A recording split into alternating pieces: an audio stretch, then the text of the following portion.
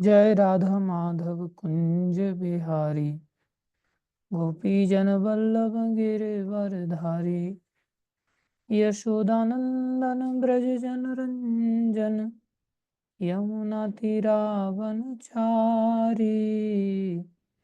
जय राधा माधव कुंज बिहारी गोपी जन वल्लभ गिरिवरधारी। हरे कृष्ण कृष्ण कृष्ण हरे हरे, हरे राम राम राम हरे हरे। हरे कृष्णा कृष्णा कृष्णा हरे हरे, हरे राम राम राम हरे हरे। निताई गौर हरि बोल, हरि बोल, हरि बोल, हरि बोल। जय जय प्रभुपाद, प्रभुपाद, प्रभुपाद, प्रभुपाद। जय जय गुरुदेव, गुरुदेव, गुरुदेव, गुरुदेव। हरि नाम संकीर्तन महायज्ञ की जय, हरे कृष्ण महामंत्र की जय, श्री श्री राधा कांत भगवान की जय, श्री श्री गौर निताई पंचतत्व की जय, श्री श्री जगन्नाथ बलदेव सुभद्रा माता सुदर्शन जी महाराज की जय, श्री श्री प्रहलाद नरसिंह देव भगवान की जय, श्री श्री षड गोस्वामी गण की जय, श्री गुरु परंपरा की जय, जगत गुरु श्री प्रभुपाद की जय, श्री गुरु महाराज की जय, अनंत कोटि वैष्णव वृंद की जय, आप सब भक्तों की। ओम अज्ञानं तिमिरन्धस्य ज्ञानञ्जनशलाकया चक्षुरुन्मीलितं येन तस्मै श्रीगुरुवे नमः। श्रीचैतन्यमनोभीष्टं स्थापितं येन भूतले स्वयं रूपकदा मह्यं ददाति स्वपदान्तिकं। वन्देऽहं श्रीगुरुं श्रीयुतापदकमलं श्रीगुरुं वैष्णवांश श्रीरूपं साग्रजातं सहगना रघुनाथान्वितं तं सजीवं साद्वैतं सावधूतं परिजनसहितं कृष्णचैतन्यदेवं श्रीराधाकृष्णपदां सहगणललिता श्रीविशाखान्वितांश। हे कृष्ण करुणा सिंधु दीनबंधु जगतपते गोपेश गोपीकांत श्री राधा कांत नमस्तुते। तप्त कांचन गौरंगी राधे वृंदावनेश्वरी वृषभानुसुते देवी प्रणमामि हरिप्रिये। वाञ्छाकल्पतरुभ्यश्च कृपा सिन्धुभ्येव च पतितानां पावनेभ्यो वैष्णवेभ्यो नमो नमः। जय श्री कृष्ण चैतन्य प्रभु नित्यानंद श्री अद्वैत गदाधर शिवशादि गौर भक्तवृंद।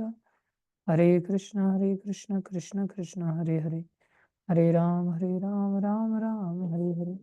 हरे कृष्ण कृष्ण कृष्ण हरे हरे, हरे राम राम राम हरे हरे।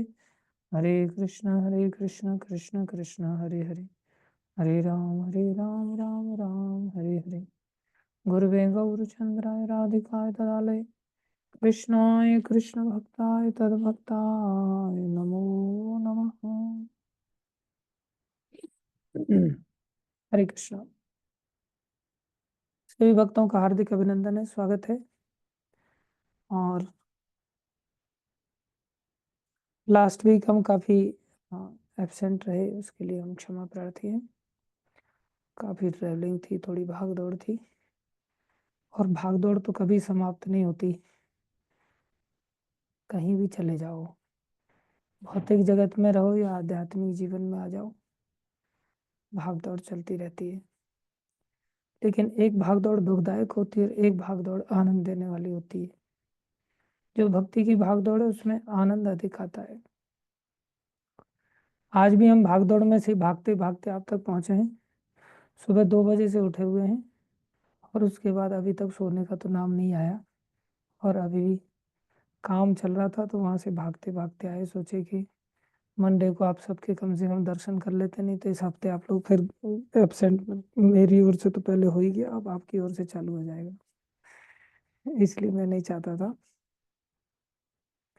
लेकिन फिर भी आनंद है इस मार्ग में, और संसारी मार्ग में 6-8 घंटे भी काम करने के बाद आदमी टूट जाता है। ये भगवत कृपा है।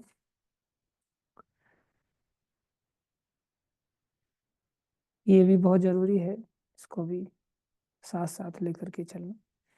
ये भी बैटरी चार्जिंग की तरह होता है। अगर मोबाइल को चार्ज ही नहीं करेंगे तो फिर कैसे काम कर पाएंगे। हम पहले श्लोक की चर्चा कर चुके हैं।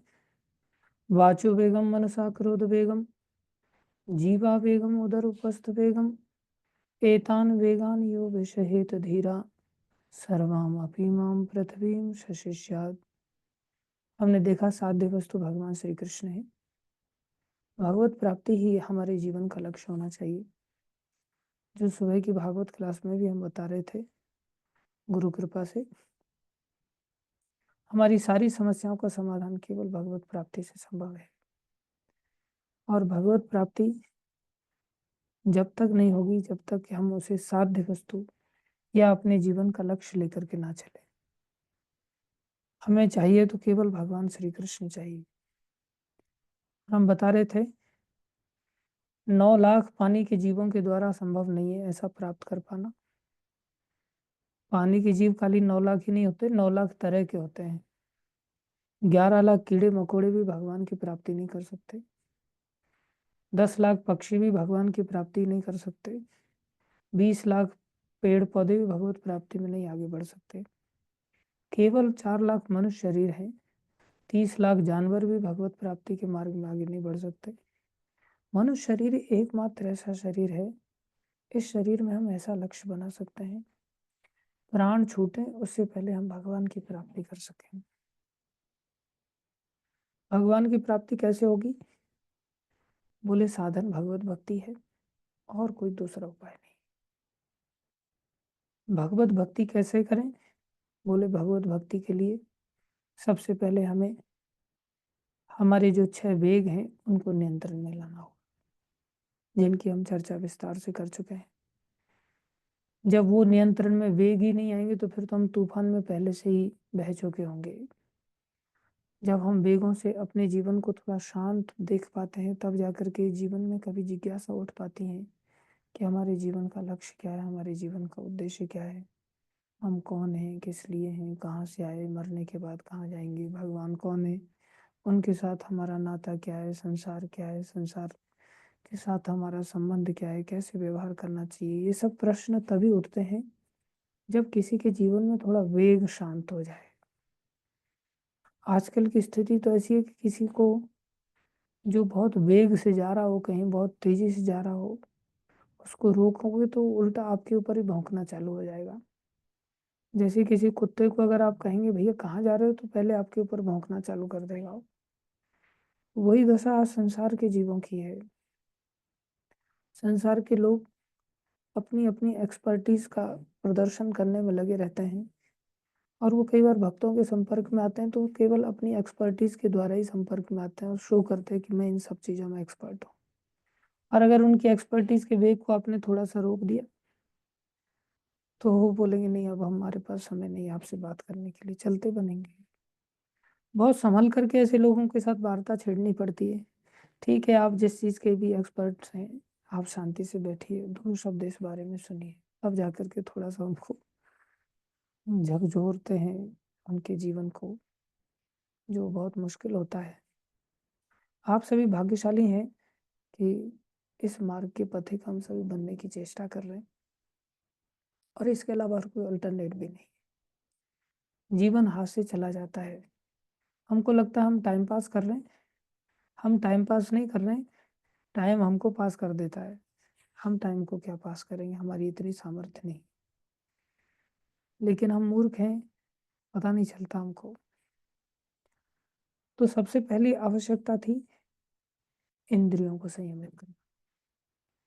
जैसे हम चर्चा कर रहे थे प्रहलाद महाराज के वचनों पर, मतिर्न कृष्णे परता स्वतो हुआ, न अपने प्रयास से कुछ होगा न किसी दूसरे के प्रयास से कुछ हो सकता है, न दोनों के संयुक्त प्रयास से हम इस मार्ग में आगे बढ़ सकते हैं जब तक हम अपने इन वेगों को नियंत्रित ना करें।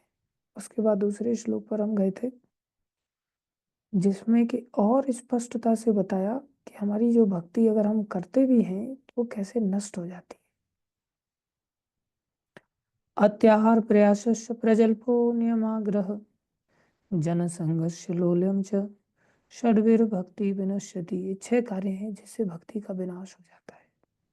अभी देखा जाए तो पहले वाला जो श्लोक था और ये वाला जो श्लोक है काफी मिलता जुलता है, लेकिन पहले वाला जो श्लोक था वो एक संसारी दृष्टि से भी कोई भी व्यक्ति समझ सकता था कि संसारी दृष्टि से भी कितना हानिकारक है।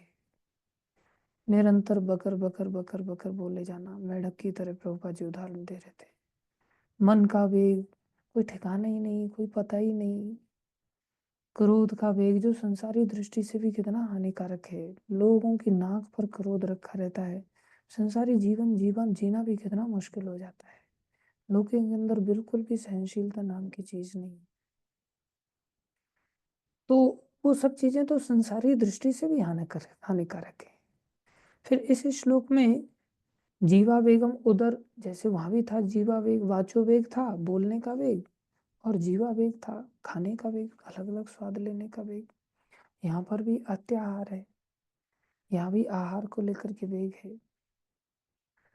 तो यहाँ आहार की बात किस कॉन्टेक्स्ट में कही जा रही है? यहाँ आहार की बात भक्ति के कॉन्टेक्स्ट में कही जा रही है। वहाँ भक्ति मार्ग में अगर हमें चढ़ना है तो ये हमारे लिए निश्चित रूप से बाधा है। और अगर कोई चढ़ गया है तो उसको इन 6 बातों का ध्यान रखना पड़ेगा। अगर ये 6 चीज़ों पर उसने नियंत्रण नहीं लाया तो ये 6 चीज़ों के कारण उसकी भक्ति नष्ट हो जाएगी, और इसकी हम चर्चा कर चुके हैं। भक्ति तो नष्ट होती नहीं, फिर इन 6 चीज़ों से भक्ति कैसे नष्ट हो जाएगी? बोले हम उसका आस्वादन नहीं कर पाएंगे, भक्ति हमसे बहुत दूर चली जाएगी, देर के बाद रिजल्ट देगी। तो अति आहार, आहार का हम चर्चा कर चुके हैं। आहार्यते इति आहार, जब हम कोई भी चीज अंदर लेते हैं उसे आहार कहते हैं। अंदर कहाँ से लेते हैं? अंदर हम इंद्रियों के माध्यम से ग्रहण करते हैं किसी भी चीज को। तो केवल मुंह का ही आहार आहार नहीं है, आंखों का आहार भी आहार है, नाक का आहार भी आहार है, कान का आहार भी आहार है, मुंह का आहार भी आहार है, इसी प्रकार त्वचा का आहार भी आहार है। तो ये 5 प्रकार की ज्ञानेंद्रियों के माध्यम से या कर्मेंद्रियों के माध्यम से कोई भी चीज हम अपने अंदर ले जाने की चेष्टा करते हैं, वो सब आहार के अंतर्गत आता है। और उस आहार को हमने कैसे रखना है? बोले अति नहीं करना चाहिए, बिना आहार के तो हम जी नहीं पाएंगे। कैसा रखना है? बोले संसार में सिंपल लिविंग हम चर्चा कर चुके थे। एक फॉर्मूला के आधार पर इन 6 की 6 चीजों को प्रभुपाद जी यहाँ एक्सप्लेन कर रहे हैं। Simple living. क्यों सिंपल लिविंग? क्योंकि हम बहिरंग शक्ति के अंदर ट्रैप्ड हैं। बहिरंग शक्ति के अंतर्गत हमें बहुत ज्यादा एक्सपांशन नहीं करना है। हम मार्जिनल पोटेंसी हैं, और अंतरंग शक्ति के अंतर्गत हम आसानी से पहुंच सकते हैं अगर हम हाई थिंकिंग रख पाएंगे तो। हाई थिंकिंग की हम चर्चा कर चुके थे। हाई थिंकिंग मतलब highest thinking. Highest thinking means Krishna is the highest reality. मत्तः परतरम न अन्यत किंचिद अस्ति धनंजय, मयि सर्वम इदं प्रोतम सूत्रे मणिगणा एव। तो इस विषय में भी हम चर्चा कर चुके हैं, और हमने देखा था कि नीचे बहिरंग शक्ति में क्या समस्या है। बोले बहिरंग शक्ति में एक ही मात्र समस्या है, जन्म मृत्यु जरा व्याधि की समस्या है। अधि भौतिक, अधि दैविक और अधि आत्मिक कष्ट, इन कष्टों से कभी निवारण नहीं होगा, कभी निवारण नहीं होगा। हम इन्हीं कष्टों के साथ इस संसार में नष्ट हो जाएंगे। इसलिए हम राधा रानी के अंतर्गत अपने जीवन को लेकर के जा सकते हैं, लेकिन उसके लिए क्या करना पड़ेगा? हमें निसंदेह फ्यूचर कॉन्शियस होना चाहिए। मनुष्य शरीर फ्यूचर कॉन्शियसनेस के साथ दिया है। फ्यूचरिस्टिक हमारी कॉन्शियसनेस हम मेंटेन कर सकते हैं, एक जानवर, एक चिड़िया, पशु पक्षी उतना नहीं कर सकते।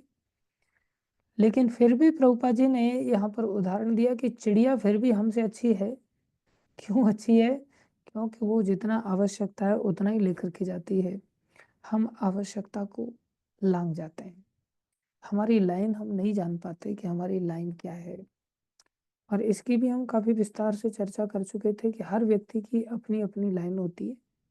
ये नहीं कि हर व्यक्ति के लिए हम लाइन खींच दें, 2 रोटी से ज्यादा खाएगा बोले अत्याहार करना चालू कर दिया तुमने, ऐसा नहीं। जो जैसे कार्य करते हैं उसके अनुसार वो अलग अलग प्रकार का आहार ग्रहण कर सकते हैं। इसलिए ये तो हर व्यक्ति को खुद ही डिसाइड करना होता है, गुरु साधु शास्त्र के अंतर्गत रहते हुए, कि हम किस कैटेगरी के अंतर्गत अत्याहार में आते हैं और किस कैटेगरी के अंतर्गत हमारी वास्तविक आवश्यकताओं के अंतर्गत आते हैं। तो इसी बात को प्रभुपाद जी ने यहाँ पर बताया, लेकिन हम अत्याहार की सीमाओं को लांघ जाते हैं। नीड हमारी बन जाती है जब हम गुलाब जामुन के लिए अंदर घुस जाते हैं। जहाँ 2 हमारे हिस्से में आनी थी, वहाँ हमारे हिस्से में 8 हमारी आवश्यकता बना लेते हैं। अब मेरी यही आवश्यकता है, ऐसा नहीं। इसलिए ये जीवन इन आवश्यकताओं को बढ़ाने के लिए नहीं है और इन आवश्यकताओं के स्तर पर वैसा प्रयास करने के लिए नहीं। तो हमने प्रयास की भी चर्चा किया था। जब हम अत्याहारी हो जाते हैं संसारी दृष्टि से, तो फिर हम संसारी स्तर पर काम भी करने के लिए अत्यधिक प्रयास में जुट जाते हैं और फिर हम वही वेग के शिकार हो जाते हैं। इसलिए संसारी प्रयास हमें बहुत ज़्यादा करने की आवश्यकता नहीं है। तो क्या हाथ पे हाथ रख के बैठ जाएं? बोले नहीं। 3 प्रकार के लोग होते हैं, भोग प्रधान, भोक्ता प्रधान और भक्ति प्रधान। भोग प्रधान प्रायः संसारी पाए जाते हैं, इसलिए भोगों के लिए अत्यधिक प्रयास करते हुए पीछे भागते रहते हैं। लेकिन जब हमें पता चलता है कि हमारे इसी शरीर के कर्मों का फल हम नहीं पाते, अनेक जन्मों के कर्मों का फल एक दूसरे के जन्म में समय समय पर आता है। तो जब हमारे जीवन में वो कर्म का फल आता है तो हमें उस कर्म के कारण भी भोगना पड़ता है। हम लेकिन इतना दूरदृष्टि रख ही नहीं पाते ना, और उसकी भी हम चर्चा कर चुके हैं। एक घटना मैं छोटी सी सुना दूं। एक महात्मा थे, मेरे जैसे ही महात्मा थे। महात्मा भी तरह तरह के होते हैं। एक सच्चे महात्मा होते हैं, जैसे हमारे चैतन्य जीवन प्रभु हैं, आज वो दर्शन दे रहे हैं। ये काफी अच्छे भक्त हैं। और एक हम हैं जो ढोंगी भक्त हैं, एक प्रकार से वेशभूषा भक्तों वाली है। तो कोई मेरे जैसे महात्मा थे तो क्या करते थे, जगह जगह सत्संग करते थे। उनके साथ में उत्तम मोहन प्रभु भी घूमते थे। तो उत्तम मोहन जी भी दर्शन दे रहे हैं।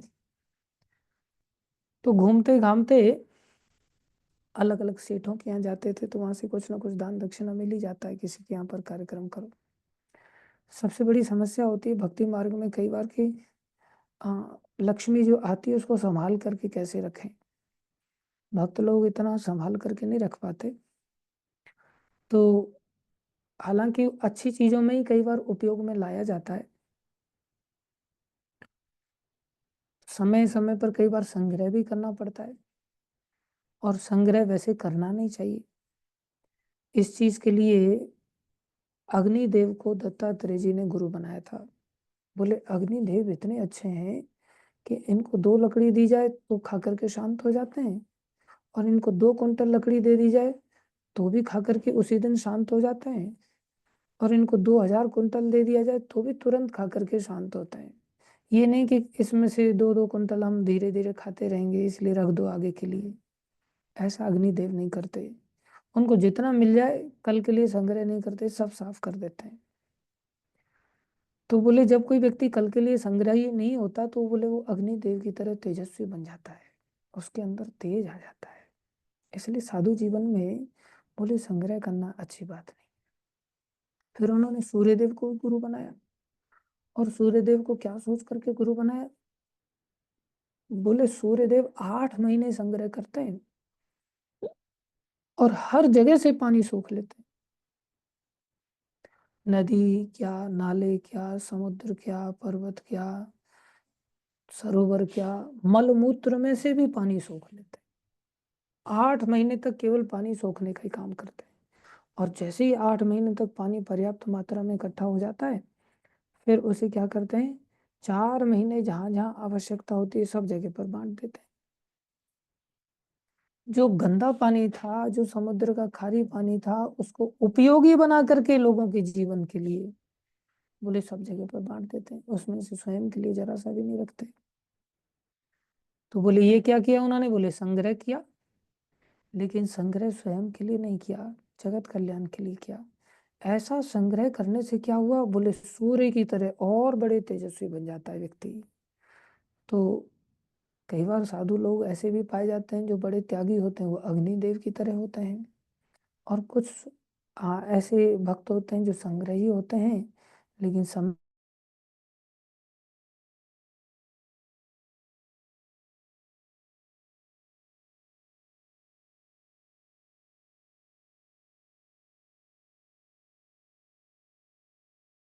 सूर्य जैसे नहीं थे। उन्होंने क्या चालाकी किया, पुराने समय में उनके पास एक स्टिक थी जिसको लेकर के वो चलते थे, और वो हॉलो कर रखी थी, उन्होंने ऐसी बनाई बढ़िया बांस की कि अंदर से खोखली, और जहां से भी उनको कोई दान दक्षिणा मिल जाती थी उसमें वो अंदर डालते रहते थे उन गोल्ड कॉइन्स को। पुराने समय में गोल्ड कॉइन चलते थे, स्वर्ण मुद्राएं कहते थे उनको, जैसे आजकल नोट चलते हैं। तो गोल्ड कॉइन्स को उसमें डालते रहते थे वो, और उसको ऊपर से लॉक करके बढ़िया तरह से पैक कर लेते थे, किसी को पता नहीं चलता था, और उसको लेकर के घूमते रहते थे।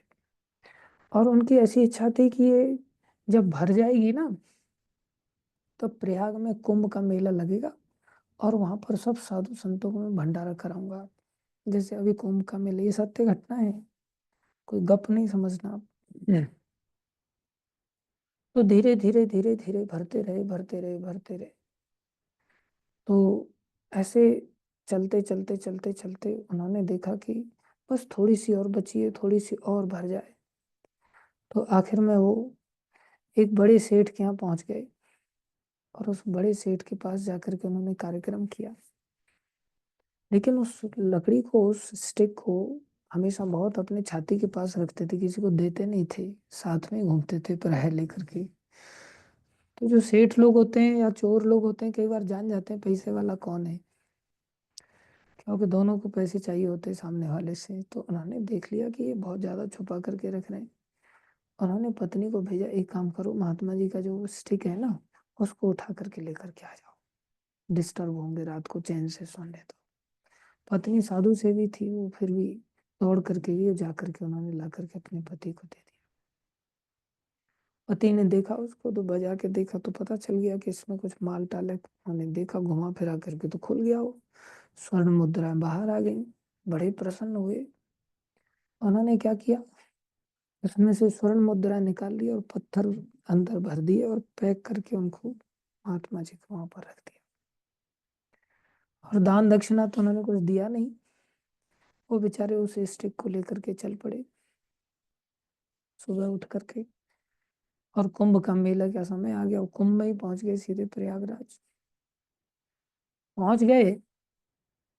वहां जाकर के क्या किया, उन्होंने एक अखाड़े वाले को कहा कि भाई, मेरी ओर से मैं चाहता हूँ भंडारा करना, तो आप व्यवस्थाएं बना लो, और अच्छी दक्षिणा भी दी जाएगी, और बढ़िया आइटम की खीर पुआ माल मलाई सब बनने दो। तो उन्होंने कहा, महाराज कुछ दान दक्षिणा तो ऐसे कैसे फोकट में? बोले सब मिल जाएगा, चिंता मत करो, आप ले आओ अपनी जान पहचान वाले दुकानदारों से, लाओ तो सही। उनको चिंता थी कहीं ऐसा ना हो जाए कि भैया भी ये लोग लेकर के गायब हो गए और मैं अकेला महात्मा हूँ, और कुछ भंडारा भी ना हो पाए। आखिर में सब कढ़ाई फढ़ाई चल गई, और सब सामान बनने के लिए तैयार हो गया। तो बोले, अब तो महाराज अब कुछ लक्ष्मी दो, अब तो लोग मांगने वाले भी आ रहे हैं, अब तो राशन पानी भी आ गया और चढ़ भी गया अब तो भट्टियों पर। तो उन्होंने ठीक है ले लो। तो उन्होंने चार छह महात्माओं के बीच में वो खोला, और बोले इसमें से जितना लगता है उतना ले। जैसे ही उल्टा किया तो सब पत्थर निकल पड़े।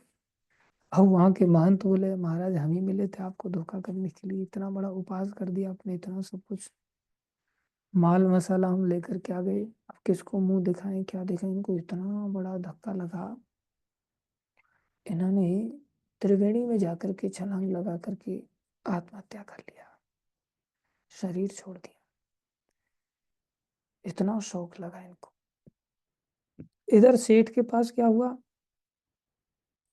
सेठ के पास जो पैसा आया था वो उसने बिजनेस में लगा दिया, दुकानदारी में लगा दिया, कई सारी दुकानें खरीद ली। अब तो व्यापार बहुत अच्छा खासा बढ़ गया। जब व्यापार इतना सारा बढ़ गया तो उसको बड़ा आनंद आया, बोले महात्मा जी का पैसा तो खूब फला मेरे को। तो बड़े खुश। कई बार लोग होते हैं ना, मंदिर के पैसे को भी छीनने में पीछे नहीं रहते। आइडियली नहीं लेना चाहिए, इसका बड़ा दोष लगता है। फिर क्या हुआ, इनके पास संतान नहीं थी सेठ के यहाँ, तो संतान भी पैदा हो गई, एक लड़का पैदा हो गया। अब तो व्यापार खूब बढ़ गया, दुकानदारी खूब चलने लगी, लड़का भी पैदा हो गया, बड़ा प्रसन्न। लेकिन जैसे ही दो चार महीने बीते, लड़का बीमार हो गया। बेचारा इतना लड़का बीमार रहा, सारा पैसा जितना था सब धीरे धीरे करके उस लड़के पर खर्च होना चालू हो गया। एक एक दुकान बिकने लग गई, सब मैदान साफ होने लग गया। वो लड़का का भी जान बचाना मुश्किल हो गया। हाथ जोड़ करके पूछने लगी, बेटा हम तुम्हारे लिए क्या करें? बोले, पिताश्री अगर मेरे को आप खुश रखना चाहते हो तो एक काम और करके देख लो। आप लोग कुंभ में जाकर के वहां पर प्रयागराज में भंडारा कर दो एक। शायद हो सकता है साधु संतों के आशीर्वाद से मैं स्वस्थ हो जाऊं। ठीक है बेटा, तेरी इच्छा है तो हम ऐसा भी करके देख लेते हैं। तो उसने और जितनी भी जमीन वगैरह थी सब बेच बाच करके उसने भंडारा किया। भंडारा किया इधर। बोले, बेटा कुछ अब राहत हुई? हमने खूब भंडारा कर दिया। बोले, राहत तो क्या, मेरा जाने का समय आ गया और आपका बहुत बहुत आभार, धन्यवाद। आपने भंडारा किया। अब आप याद करो, आपके यहाँ पर एक बार सेठ आए थे। एक बार एक महात्मा आए थे। सेठ को कह रहे हो, अपने पिताजी को कह रहा है बालक। और उनके हाथ में एक स्टिक थी, तो कैसे कह दे कि हाँ मैंने स्टिक में से पैसे लिए थे। अब वो कुछ कह तो नहीं पा रहा। बोले, हाँ महात्मा जी आए थे। बोले, उनके पास एक बैंक था, उसमें कुछ स्वर्ण मुद्राएं थी। तो बेटे को बिल्कुल साइड में ली। हाँ बेटा बोल, आगे तू क्या जानता है, तेरे को क्या पता है इसके बारे में? बोले, वो कोई महात्मा और नहीं था, वो महात्मा मैं ही था। मेरे साथ ही ऐसा छल हुआ, मेरे को पता चला कि आपने ऐसा छल किया है। और वैसे तो आप इसका दंड भोगते नहीं, मैं ही स्वयं आसक्ति पैदा करके आपके घर में पुत्र के रूप में आया।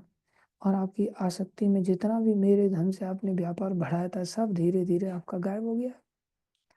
मैं ये घटना क्यों सुना रहा था? और बोले, मेरे को भी दंड मिला। क्यों दंड मिला? बोले, मैंने संग्रह किया, लोगों ने मेरे भगवान की सेवा के लिए दिया था, मुझे तुरंत भगवत सेवा में लगा देना चाहिए था, तुरंत साधु संतों की सेवा में लगा देना चाहिए था। मैं प्रयाग में भंडारे में क्यों लगाना चाहता था? बोले, वहां पर महानता ही दर्शाने का मौका मिल जाता है ना, वहां पर प्रशंसा मिल जाती है। इसका टेंट 1 करोड़ का लगा है, तो बोले हमारा टेंट 2 करोड़ का लगना चाहिए। इसके आश्रम में, इसके टेंट में बोले 50 रुपया दक्षिणा दी जा रही है, तो हमारे आश्रम की ओर से 100 रुपया दक्षिणा होनी चाहिए। इस प्रकार से कंपटीशन होता है। भक्ति मार्ग में भी अगर आदमी इस प्रकार से कंपटीशन अगर कर रहा है तो उसकी भक्ति तो फिर केवल अहंकार में ही जा रही है ना। हाँ, और ऐसे होड़ लगी रहती है वहां।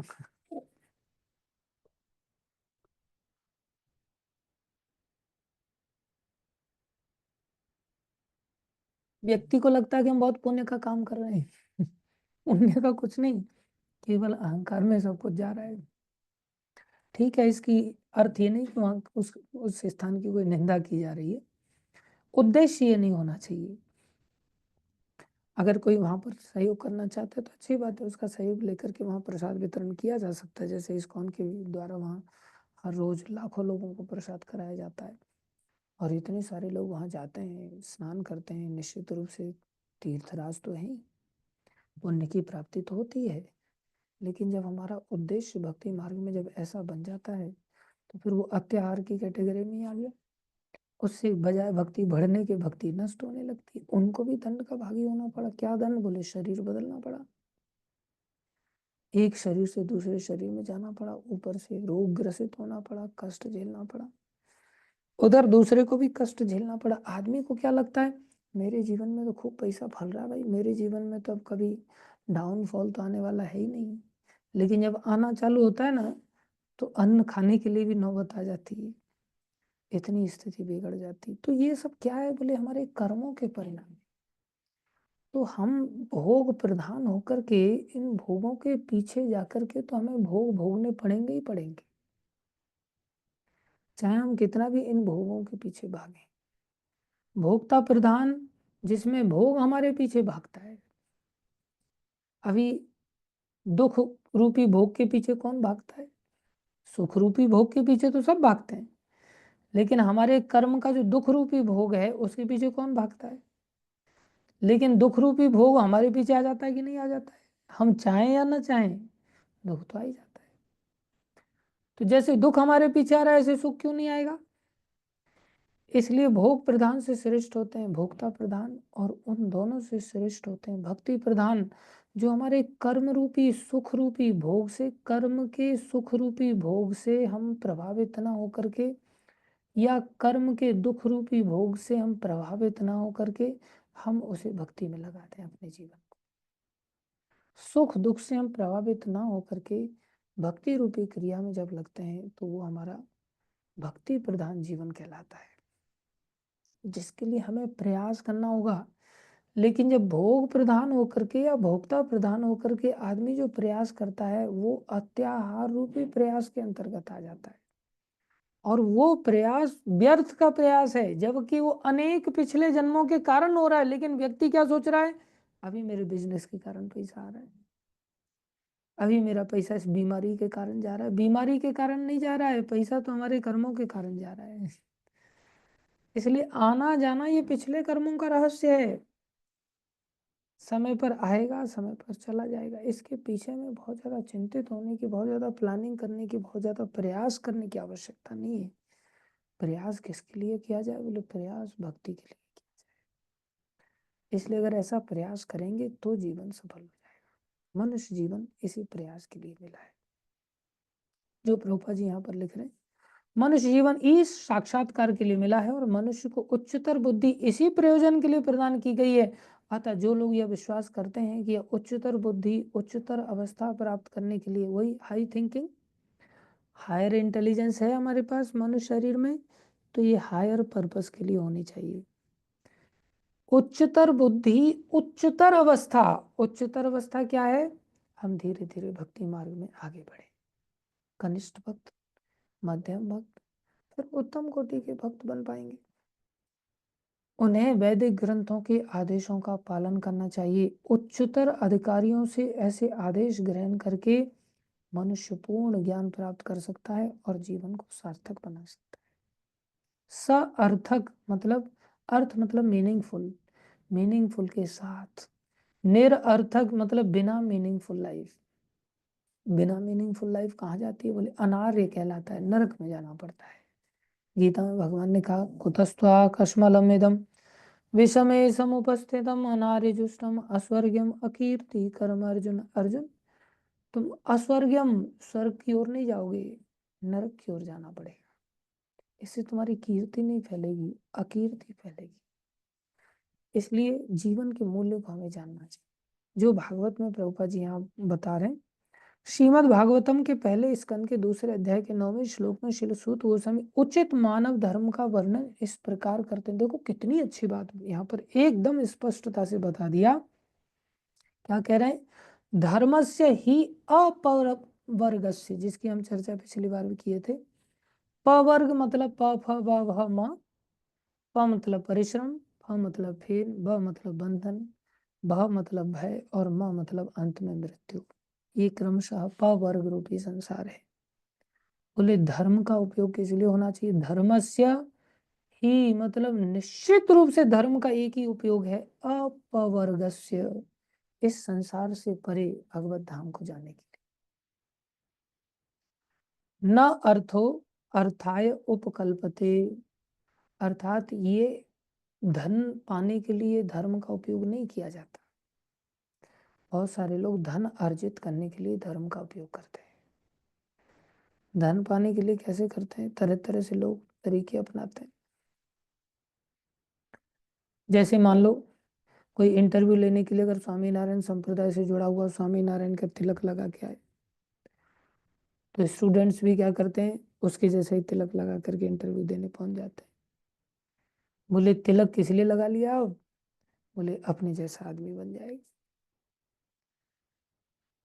कई बार इस्कॉन से जुड़े हुए लोग अपना तिलक मिटा करके दूसरा तिलक लगाना भी चालू कर सकते। अगर वो ऐसा करता है तो वो कच्चा खिलाड़ी है, मजा हुआ भक्त नहीं है, अच्छा भक्त नहीं।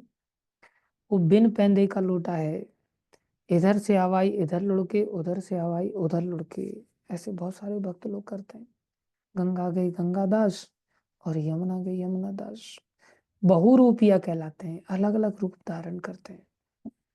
अभी जैसे कितने सारे ऐसे लोगों को मैंने देखा, जो कई बार हम लोग कई बार कीर्तन कथा करने के लिए कहीं जाते हैं तो भक्त लोग, प्रभु जी मैं भी चलूं, मैं भी चलूं, हाँ भैया तू भी चल। तो बोले अभी आया ड्रेस चेंज करके, तो एकदम से पैंट शर्ट से धोती कुर्ते में आ जाता है, तिलक छापे लगा करके बढ़िया, चलो यहाँ तक चलो अच्छी बात है, कीर्तन करने के लिए कोई जा रहा है। वहां वो लोग क्या समझते हैं, भाई भक्त लोग आए, सब भक्तों को कुछ दान दक्षिणा देनी चाहिए। अब दान दक्षिणा लेने का तो इसका अधिकार ही नहीं है, ये तो दान लेना देना ये तो सतोगुनी व्यक्ति का काम है, ये तो ब्राह्मण व्यक्ति का काम है। यजन याजन पठन पाठन दान प्रतिग्रहण ये तो ब्राह्मण का काम है। अब ब्राह्मण संसार में किसी का नौकर नहीं हो सकता, ब्राह्मण तो ब्रह्म जानाति थे ब्राह्मण है, जो भगवान को जानता है। और जब भगवान को जानता है तो भगवान के ऊपर ही निर्भर होगा ना। भगवान को जानने के बाद ऐसा थोड़ी कि अरे मेरे को पता है भगवान को मैंने जान लिया है, अब मैं भगवान की शरण नहीं लूंगा, क्यों, बोले भूखे मरना पड़ेगा यहाँ तो।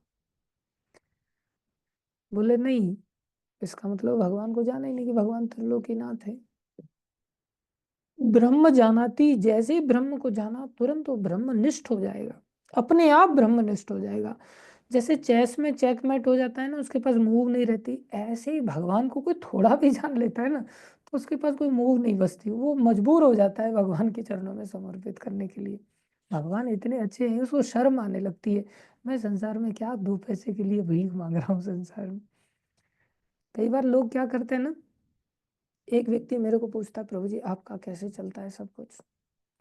मैंने कहा, अजगर करे न चाकरी पंछी करे न काम, संत मलुका कह गए सबके दाता राम। अरे प्रभु जी कैसी बात करते हैं आप, ये तो सिर्फ कहने वाली बात है, अजगर करे न चाकरी पंछी करे न काम। मैं बोला हाथी दिन का 2 मन खाता है, घास खाता है, 2 रुपया किलो की भी घास है, तो भी 160 रुपए की घास तो हो गई ना। तो 160 रुपए की घास का जब इंतजाम हाथी का हो सकता है, तो हमारी थाली भी 160 से कौन सी ज्यादा हम रोज खाते हैं। हमारी थाली का इंतजाम भगवान नहीं करेंगे। ऐसी 2-4 बातें कही उसको, मतलब भगवान दूध नहीं देते क्या, जब दांत नहीं होते, जब दांत नहीं थे जब दूध दियो, तो जब दांत दे दिए तो अन्न नहीं देंगे क्या भगवान। तो बोले अरे ये सब बातें ऊपर की बातें हैं प्रभु जी, प्रैक्टिकल बताइए प्रैक्टिकल। हमें देखिए हम कमा रहे हैं, कॉलेज में जाते हैं, पढ़ाते हैं, प्रोफेसर हैं, अच्छी बात है, प्रैक्टिकल बात करते हैं अब हम तुम्हारे साथ। मैंने उसको कहा, मतलब संसार में आदमी किस तरह से किसी से कुछ चीज पाता है, लेन देन आपस में ही होता है पूरी समाज के अंदर सृष्टि के अंदर। तो कैसे होता है, बोले उसके लिए या तो आदमी बिजनेस करता है, और जो बिजनेस नहीं कर पाता वो नौकरी करता है उस बिजनेसमैन के अंतर्गत, या व्यक्ति खेती करता है। 3 चीजें हैं शास्त्र के अनुसार, उत्तम खेती, मध्यम व्यापार और नौकरी भिख द्वार, ये 3 चीजें हैं। मतलब खेती तो चलो छोड़ दो, आजकल वो खेती में तो भगवान के ऊपर लोगों का इतना भरोसा नहीं, लेकिन बिजनेस और नौकरी पे तो भरोसा है। बोले हाँ प्रभु जी, बिजनेस और नौकरी से चीजें चल सकती। मतलब ठीक है, बिजनेस कैसे कोई व्यक्ति डालता है। मैंने कहा उसके लिए व्यक्ति R&D करता है कि मार्केट में लोगों को चाहिए क्या। जैसे किसी के बच्चे रो रहे हो तो समझता है हाँ बच्चे लोग रो रहे हैं, बच्चों के लिए कुछ खिलौने की व्यवस्था होनी चाहिए, तो उसने क्या किया, R&D करके उसने बढ़िया खिलौने बनाने की एक फैक्ट्री डाल दिया।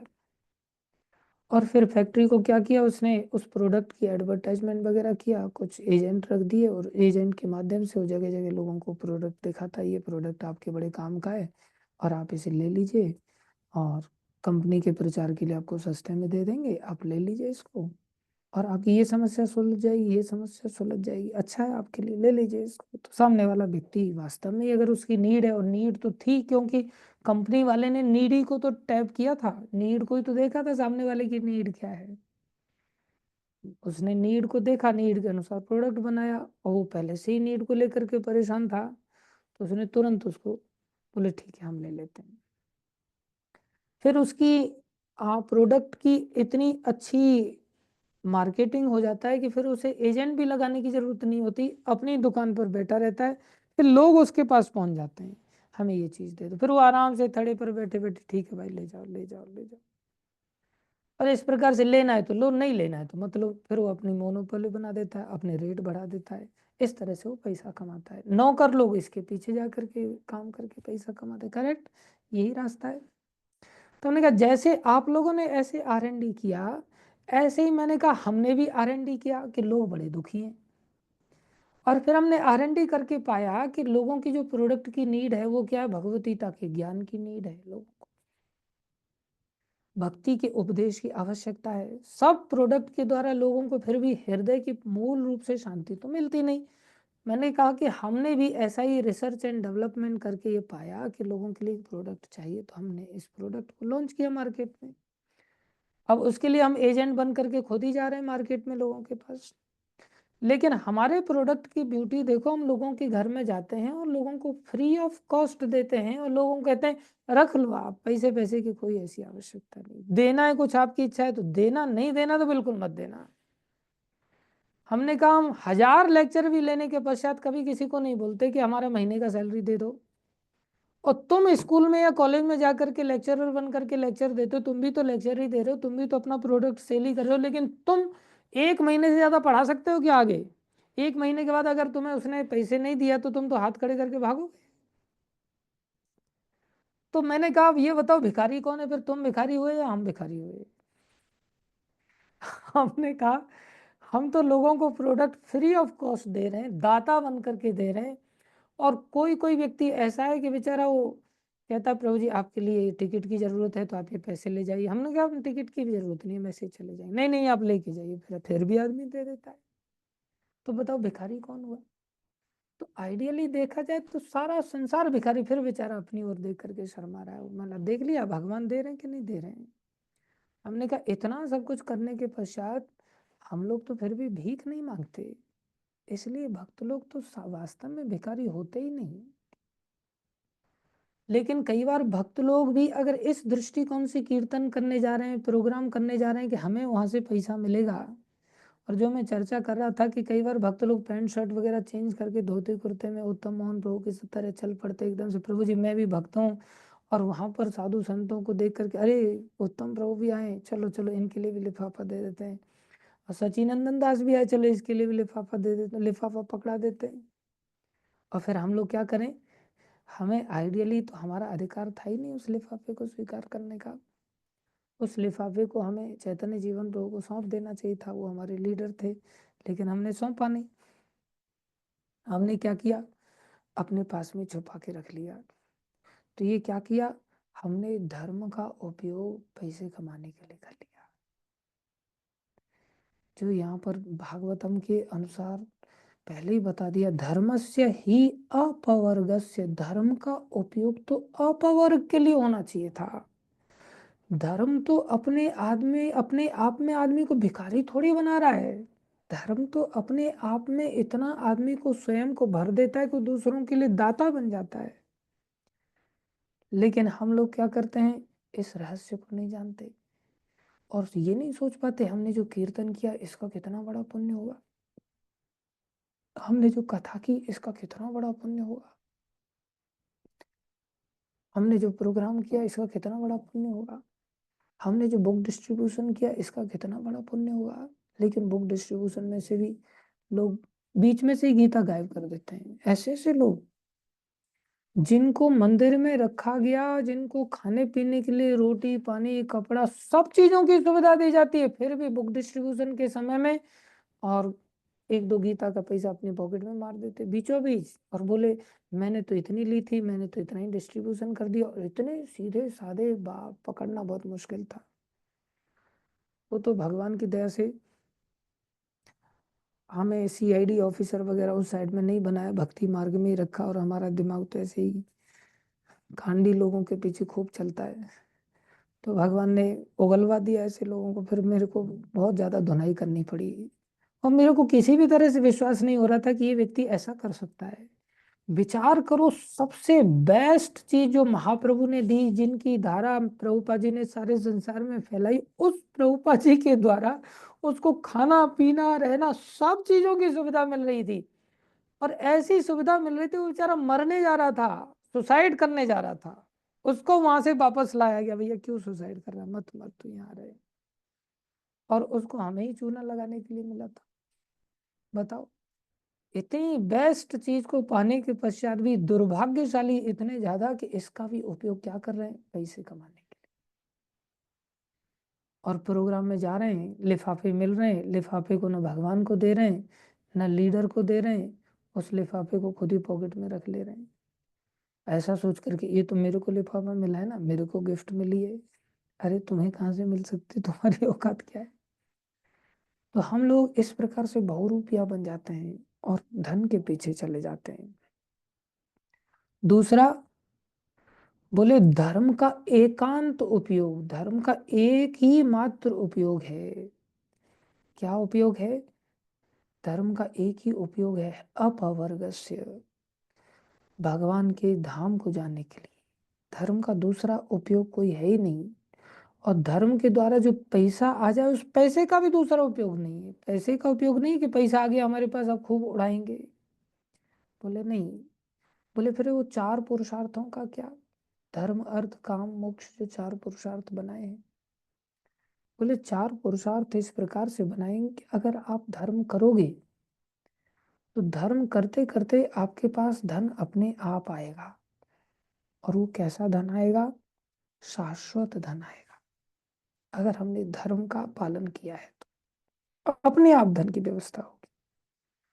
और फिर हमारे जीवन में अगर छोटी मोटी कामनाएं हैं तो बोले उन कामनाओं के पीछे चिंता करके भागने की जरूरत नहीं है, और भाग करके उनके लिए प्रयास करने की जरूरत नहीं है। वो काम की भी आपूर्ति पैरेलली आपकी हो जाएगी। और फिर बोले मोक्ष, बोले मोक्ष भी प्राप्त हो जाएगा। लेकिन कोई धर्म को इतनी ऊंचाई तक समझ ही नहीं पाता। लोग क्या करते हैं, गिरी हुई अवस्था, सबसे निम्न अवस्था वो है काम की अवस्था। प्रायः संसार में लोग घोर कामी हैं, जो सबसे निकृष्ट लोग पाए जाते हैं। इन लोगों को क्या करना, बोले मोक्ष को तो पहले ही चूल्हे में डाल देते वो लोग। मोक्ष फोक्ष की तो चर्चा ही मत करो, बोले कोई मोक्ष होता क्या है उसका कोई लेना देना नहीं उनके जीवन में। उसके पश्चात बोले पैसा, बोले धर्म, बोले हाँ धर्म थोड़ा बहुत कर लेंगे, लेकिन उस धर्म को भी इस हिसाब से करेंगे कि हमारी काम की पूर्ति हो रही है कि नहीं हो रही है। काम की पूर्ति हो रही है तो धर्म करेंगे, काम की पूर्ति नहीं हो रही तो धर्म का कोई लेना देना नहीं। काम में रुकावट अगर धर्म डाल रहा है तो पंडित जी को बुला दो। अगर साधारण रीति से घर वाले स्त्री को स्वीकार नहीं कर रहे हैं, गर्लफ्रेंड को स्वीकार नहीं कर रहे हैं, तो विवाह यज्ञ कर लेते हैं। तो विवाह यज्ञ में पंडित जी आ जाएंगे, सुहा सुहा हो जाएगी, तो बोले धर्म हो गया, जल्दी से बोले आधा घंटे में खत्म कर दो। अब चाहे वो अंतिम संस्कार के मंत्र बोल रहा है, लेकिन बोले खत्म कर दो, पता ही नहीं कौन से मंत्र बोल रहा है। तो हम लोग धर्म को अपने काम के लक्ष्य करके अंगीकार करते हैं। और जो पैसा है, देखो ब्याह शादी में लोग कितना पैसा उड़ाते हैं, पैसे की परवाह नहीं करते। बोले मौज करने के लिए तो पैसा लिया है, कमाया है, उड़ाओ इसको। कंजूस से कंजूस व्यक्ति भी दारू की बोतलों के लिए पैसा खर्चा कर देते। तो ये सबसे निकृष्ट कैटेगरी के लोग होते हैं, जो काम को इतना महत्व देते हैं, जिसके लिए मोक्ष को भी सुहा कर देते हैं, धर्म को भी आहुति दे देते हैं, और पैसे की भी आहुति दे देते हैं।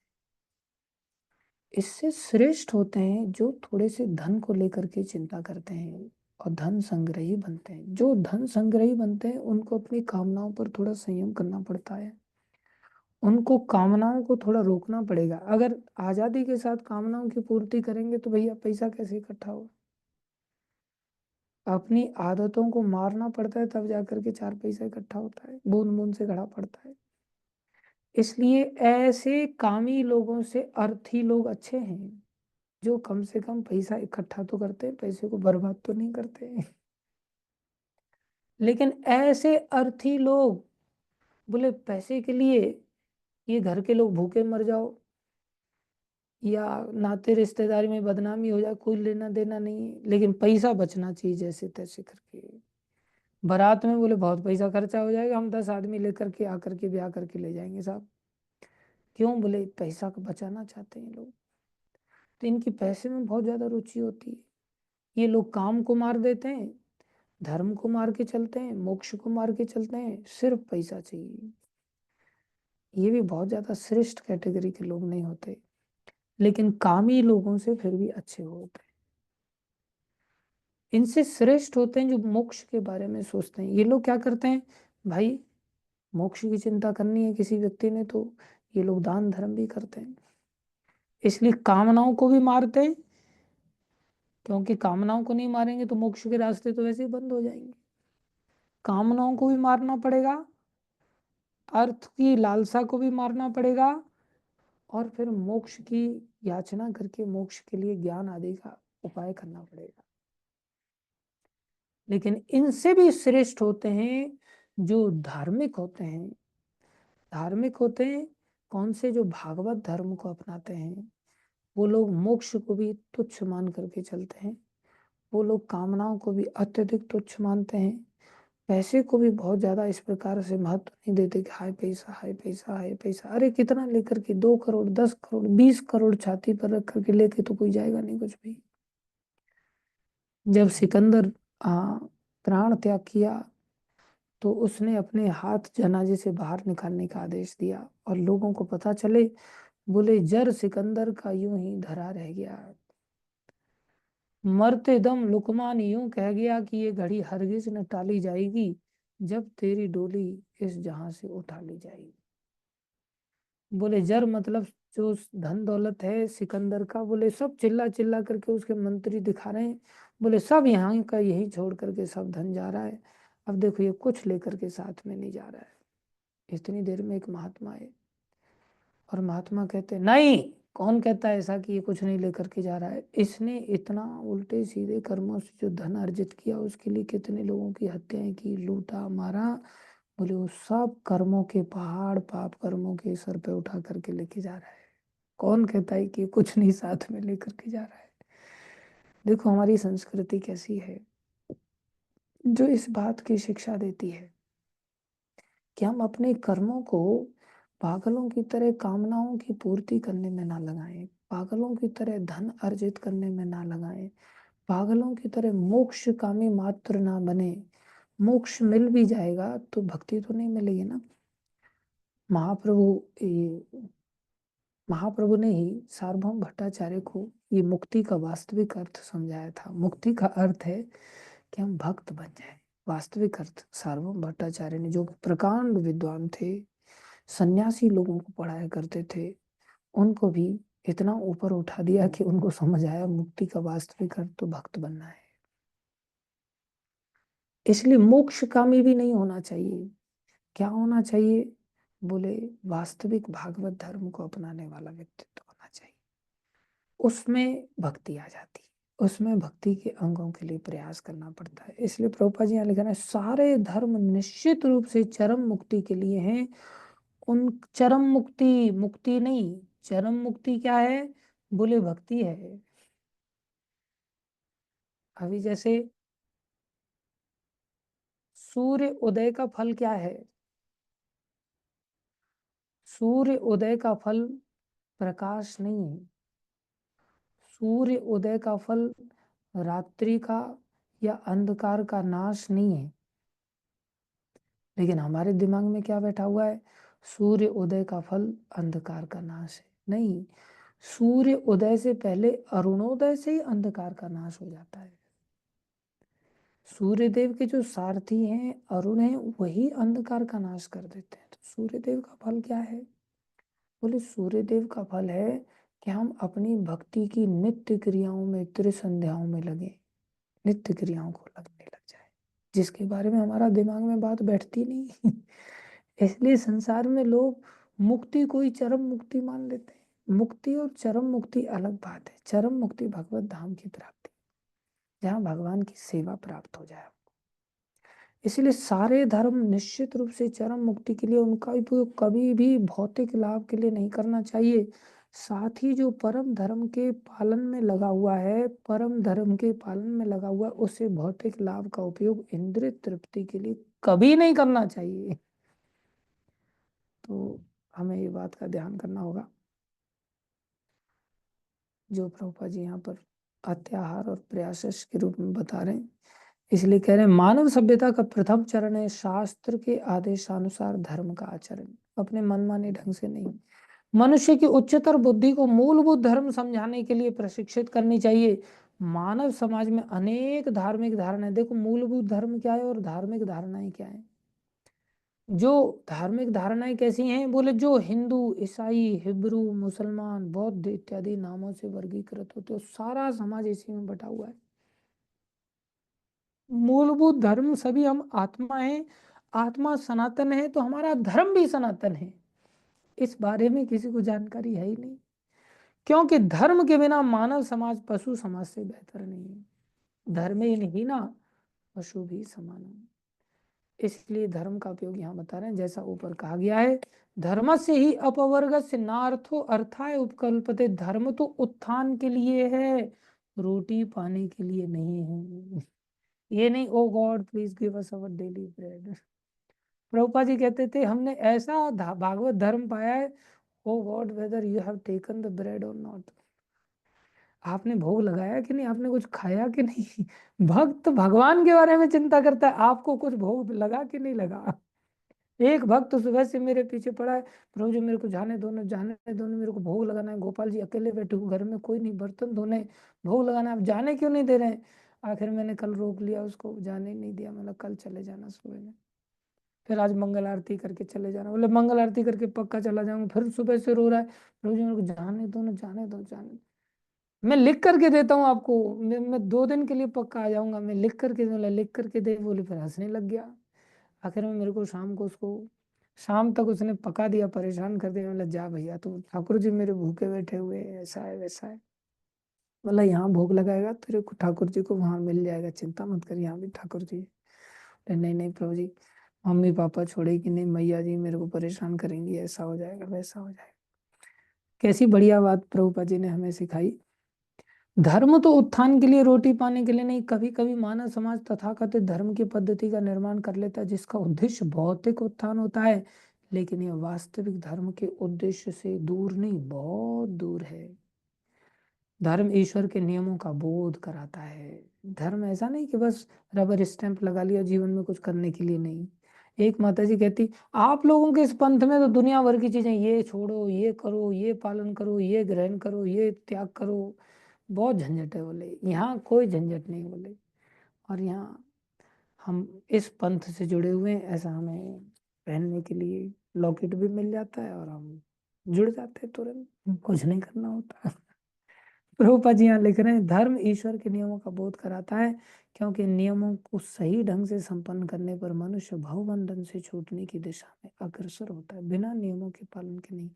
यही धर्म का वास्तविक प्रयोजन है। दुर्भाग्यवश लोग अत्याहार के वशीभूत होकर धर्म को भौतिक संपन्नता के लिए स्वीकार करते हैं। देखो कितने सारे लोग, हम सभी लोग ऐसा सोचते हैं, हमारे जीवन में भौतिक संपन्नता आ जाती है तो सोचते हैं बड़ी कृपा है, भगवान की बड़ी कृपा है। बोले भगवान की कृपा से प्रमोशन हो गया, भगवान की कृपा से इतनी सैलरी आ गई, भगवान की कृपा से ये प्लॉट सस्ते में मिल गया, भगवान की कृपा से यहाँ से डाका डालने को मिल गया, बड़ी कृपा है। और प्रभुपाद जी जिनके पास डॉलर में भी नहीं है और डॉलर के देश में जा रहे हैं, और करेंसी एक्सचेंज क्या करेंगे, वहां जाकर के 40 रुपए लेकर के जा रहे हैं मात्र हाथ में। 40 रुपए है हाथ में और जा रहे हैं अमेरिका। और जहाज से उतरते उतरते कैप्टन पांडे से कह रहे हैं, पांड्या, हाँ can you give me some dollars, I don't have even single dollar with me, can you have some of my books, set of my books।